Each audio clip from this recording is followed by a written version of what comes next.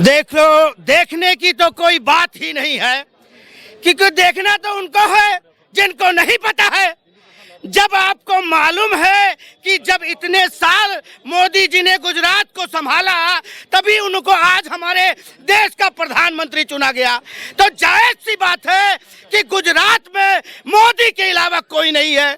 कोई कैसा भी प्रचार कर ले, कोई कैसी भी कुछ भी कर ले, पर गुजरात की जनता अच्छी तरह जानती है कि मोदी के अलावा कोई गुजरात में नहीं आने वाला है। ठीक है ना? तो मैं यही कहूंगा, इस देश में अगर देश को बचाना है और देश को अच्छे से लेके चलना है तो बाबा जी को और मोदी जी को लेके आना है। बाबा आदित्यनाथ और मोदी जी रहेंगे ना तो ये देश बचा रहेगा। सबको मालूम है कि देश को उन्नति पे ले जाना है तो मोदी जी को लाना है। इसीलिए गुजरात का चुनाव साफ है कि वहां पे मोदी जी ने आना ही आना है। और एक बात और कहूंगा, हिमाचल का भी चुनाव साफ है। हिमाचल में भी मोदी के अलावा कोई नहीं आने वाला, क्योंकि सब कोई जनता जानता है कि अगर आज हम सुरक्षित हैं और कहीं बचे हुए हैं, अगर आज हमारे देश में बम नहीं पड़ रहा है तो आज एक मोदी जी का देन है कि कहीं भी बम नहीं पड़ रहा है, नहीं तो कहीं भी बम पड़ जाता था, कहीं भी आतंकवादी घुस जाते थे। ठीक है ना? तो एक सीधे सीधे ये मैसेज है कि मोदी के अलावा किसी को कुछ नहीं दिखाई दे रहा। कई लोग हैं अपने अपने पार्टी को सपोर्ट करते, कोई किसको सपोर्ट करता है, बस यहाँ देखी जाती है अच्छाई कि देश सुरक्षित है तो हम सुरक्षित हैं, देश के लोग सुरक्षित हैं तो हम सुरक्षित हैं। तो सबसे पहली बात यही है कि मोदी के अलावा कोई नहीं गुजरात में आने वाला है और बहुत जल्द आपको हिमाचल का भी नतीजा मिल जाएगा। पर सर, हिमाचल में तो लोग ऐसा कह रहे हैं कि बेरोजगारी इतनी बढ़ी हुई है, वहाँ के युवाओं को रोजगार ही नहीं दिया है बीजेपी सरकार ने। देखो, रोजगार इंसान को अपने आप में खुद करने की सोचना चाहिए कि जरूरी नहीं इंसान को कि सबको कुर्सी तोड़ने के लिए सरकारी नौकरी दी जाए। काम जो है अपने आत्मनिर्भर भी होना जरूरी है। मैडम, ये केजरीवाल अगर हिमाचल में आ जाता है तो सबको रोजगार मिल जाएगा, इस बात की गारंटी है? बिल्कुल सर, ये तो देखना ही पड़ेगा। केजरीवाल जी की सरकार जब आ जाएगी उसके बाद ही पता चलेगा। दिल्ली में आपको रोजगार मिल गया क्या मेरे भाइयों? दिल्ली में तो किसी को रोजगार मिला नहीं है। ये रोजगार के नाम पे तो मोदी जी की छाती पे कुचड़ जाते हैं। ठीक है, अपना 2-4 फ्री का आइटम जो कि ऑलरेडी सुविधाएं यहाँ पे दिल्ली गवर्नमेंट में पहले से होती आई हैं, उनको अपने कब्जे में ले रखा है, बस इन्होंने प्रोपेगेंडा चला रखा है। ठीक है, तो ये कौन सा रोजगार दे रहे हैं? आप बता दो, केजरीवाल ने कितने रोजगार दिए हैं दिल्ली में? तो सर, मोदी जी महिलाओं के लिए क्या काम कर रहे हैं? हाँ जी, महिलाओं के लिए क्या काम किया? महिलाओं के लिए सुन लो, हमारी विशेष समुदाय की जो बहनें हैं वो बेचारी बहुत शोषित और बहुत पीड़ित रहती थी। ठीक है ना? उन्हें एक फोन पे उनका मियाँ कह देता था तलाक तलाक तलाक। सोचो बहन, अगर आप उस विशेष समुदाय से हो और रात में पी खा के आपका मियाँ जी यूँ कह दे तलाक तलाक तलाक, तो आपके जी पे क्या बीतेगी? उसके ऊपर से फिर हलाला तो किसी से छुपा नहीं है। तो मेरे मोदी जी ने ही तो उन बहनों के लिए ये किया है, ट्रिपल तलाक पे काम। और बताइए। पर सर, मुस्लिम महिलाएं तो ये कहती हैं कि हमारे धर्म के खिलाफ जाके मोदी जी ने ये काम किया है, हमें तो जरूरत ही नहीं थी ट्रिपल तलाक को हटाने की। इस पे आप क्या कहते हैं? तो वो कौन थी जो मीडिया में आके बैठ के रोती थी? वे मुस्लिम महिलाएं नहीं थी? वे मुस्लिम महिलाएं नहीं थी क्या? आप बताओ मुझे। बिल्कुल ठीक है। फिर मुस्लिम महिलाएं नहीं कहती हैं, ठीक है ना? ये इनकी रूढ़िवादी सोच कहती है, जो ये हमें रूढ़िवादी बताते हैं ना, इनकी खुद की जो रूढ़िवादी सोच है जो इन पर डाल रखी है इनके घरों में, ठीक है, वो आज भी बेचारी दबी कुचली रहती हैं। इस वजह से उनको मजबूरन ये स्टेटमेंट्स देनी पड़ती है। सर, हिजाब मुद्दे पे आप क्या कहना चाहेंगे? जैसे कि सरकार कह रही है अगर आप स्कूल और कॉलेजों में जाते हैं तो स्कूल और कॉलेजों की ड्रेस में जाएं, लेकिन सर जो मुस्लिम महिलाएं और मुस्लिम बच्चियां हैं वो कहती हैं कि ये हमारे धर्म का पालन करते हुए हम हिजाब पहन कर जाएंगे, तो इस मुद्दे पे आप क्या कहेंगे? मैडम, ये सामने सिक्योरिटी गार्ड खड़े हैं, ये वर्दी में क्यों खड़े हैं? दिल्ली पुलिस वर्दी में क्यों होती है? क्योंकि सर उनका एक स्पेशल काम है ना, तो वर्दी पहनेंगे अपने काम की वो। तो इसी तरह से हमारे जो जितने भी कॉन्स्टिट्यूशनल इंस्टीट्यूट्स हैं, जो सेक्युलर इंस्टीट्यूट्स हैं, उनमें भी उनका यही काम है कि बच्चों को पढ़ाना, ठीक है ना, और बिना भेदभाव के पढ़ाना। उनकी भी एक ड्रेस कोड निर्धारित की गई है, ठीक है। उसे निर्धारित मोदी जी नहीं करते हैं, उसे वहाँ का प्रशासन निर्धारित करता है। वो स्कूल की चॉइस और प्रशासन की अनुमति से वो निर्धारित होती है। उसे पहनने में क्या आपत्ति आ रही है, बताएं जरा। लेकिन सर पहले से ही पहनती हुई आ रही है ना बच्चियां तो हिजाब, और वो कहती हैं कि हमें तो बाहर पढ़ने जाने का मौका तक नहीं दिया जाता है। पहनती आ रही है पहले से, स्कूल में कहाँ अलाउड है ये भी तो आप बता दें। तो जबरदस्ती थोपना चाह रहे हैं? सर स्कूल में अलाउड तो नहीं है, लेकिन वो ये कह रही है ना कि हमारे घर से हमें परमिशन नहीं मिलती है बाहर जाने की, अगर हम हिजाब नहीं पहनते हैं तो ये मजबूरी है हमारी हिजाब पहनना। इस मुद्दे पे क्या कहेंगे? किन को परमिशन नहीं मिलती है? मुस्लिम बच्चियों को तो आज तक इनको बिना परमिशन के पढ़ाते आए हैं ये। आप हिजाब के साथ परमिशन मिलती है उन्हें घर से बाहर निकलने की।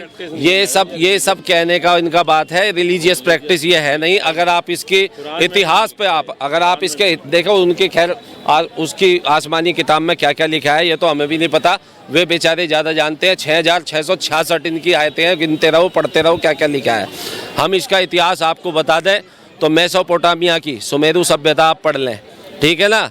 वहाँ पे पैगानिज्म करके एक रिलीजन होता था, ठीक है ना, जहाँ पे चांद की, सूरज की, प्रकृति की, धरती की, जल की, ठीक है, इवन सौंदर्य की देवी तक की वहाँ पूजा की जाती थी, उनकी मूर्तियाँ बना करके, ठीक है ना। वह ईरान इराक का हिस्सा होता था, अरब तक वह जो है साम्राज्य फैला हुआ था।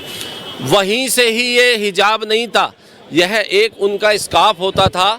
और वक्त मैं आपको प्रमाणिक इसके आपको वो दे रहा हूँ पुख्ता, वो कैसे आप आज मानेंगे, पूरा देश इस चीज़ को सुने कि जो वो महिलाएं पहनती थी वो इसलिए पहनती थी कि अरब जो है गर्म देश है, वहाँ पे जलवायु बहुत जो है गर्म चलती है, रेत वहाँ उड़ती है, इतनी गर्मी होती है कि वहाँ चेहरा काला पड़ जाता था महिलाओं का। तो उससे ढकने के लिए आजकल आपने देखा है ना, स्कूटी पे भी आप गर्मियों में जाते हैं तो आप भी ढक लेते हैं, उसे आप हिजाब तो नहीं कहोगे ना, उसे कहते हैं फेस प्रोटेक्शन। तो फेस प्रोटेक्शन के लिए वहाँ पे महिलाएं वो पहनती थी। और केवल महिलाएं नहीं, आदमी भी टोपी पहनते थे, जिसे आज ये जिसमें जाली के छेद कर करके, क्यों छेद क्यों कर दिया, क्योंकि हवा पास होती नहीं थी, इसलिए अब उसमें छेद भी कर दिए इन्होंने ताकि सिर में इनके गर्मी ना बढ़े, ठीक है।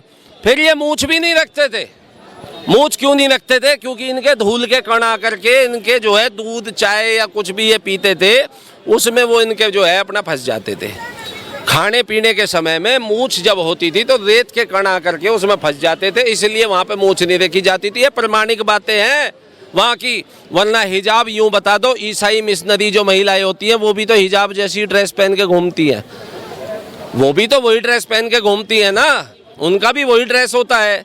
तो हिजाब कोई इनकी रिलीजियस प्रैक्टिस नहीं है। आप ये कहते हैं कि इब्राहिम साहब इनके नबी थे और ईसाई धर्म कहता है कि वो उनके जो है प्रॉफिट थे, तो ये तो इनका कुछ तालमेल खाता ही नहीं है। अब हम ईसाई समुदाय को सही मान ले या इनको सही मान ले, हाँ, लेकिन वहाँ जो पैगनिज्म था, जो मेसोपोटामिया की जो सभ्यता थी, जो वहाँ अवशेष भी मिले हैं, वहाँ मूर्ति पूजा होती थी और वहाँ केवल सौंदर्य को अपने बचाने के लिए महिलाएं उसको पहनती थी, जलवायु के प्रकोप के चलते, ठीक है, इसलिए हिजाब वहाँ था। यह जो है देश है, यह एकदम प्राकृतिक देश है। यहाँ वातावरण एकदम गर्मी भी आती है, गर्मी के टाइम पे महिलाएं पहनती हैं, आप भी शायद पहनती है। जब स्कूटी पे चलती हैं तो इतना चुन्नी से ढक लेती है महिलाएं, बिल्कुल, ठीक है, इतना यहाँ से ढक लेती हैं, तो वो हिजाब नहीं हो गया, उसे कहते हैं हम फेस प्रोटेक्शन। तो वो आप करो, ठीक है। लेकिन स्कूल में जब आप जा रहे हो, स्कूल में पंखे चल रहे हैं, एसी चल रहे हैं, कूलर चल रहे हैं, तो वहाँ पे कौन सा फेस प्रोटेक्शन में आपको दिक्कत आ रही है? ये कोई अरब का रेगिस्तान थोड़ी है जहाँ धूल उड़ रही है, जो मूछ पकटाए अब भी डोल रहे हो, ठीक है ना। साइंटिफिक रीजन पे देखोगे तो इनके यही सत्य तथ्य निकलेंगे। इन्हें सच जो है कबूल नहीं है, इन्हें पढ़ना वही है, पृथ्वी चकोर है, एक जगह टिकी हुई है, नासा के वैज्ञानिक खुद बने हुए हैं, मानते कहाँ हैं किसी की। और सर, ये जो मदरसों के सर्वे का मुद्दा भी बड़ा जोर से और पकड़ रहा था बीच में, इस मुद्दे पर आप क्या कहना चाहेंगे? सर, मुस्लिम लोग जो है कह रहे हैं कि हमारी धार्मिक सहिष्णुता को खराब करने की कोशिश की जा रही है। धार्मिक सहिष्णुता? सहिष्णु भी है ये सहिष्णु है? अजमल कसाब का कौन सा रिश्तेदार ताज होटल में था?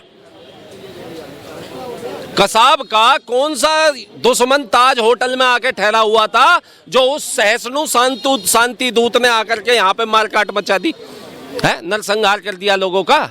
सहिष्णु कहते हो आप इन्हें?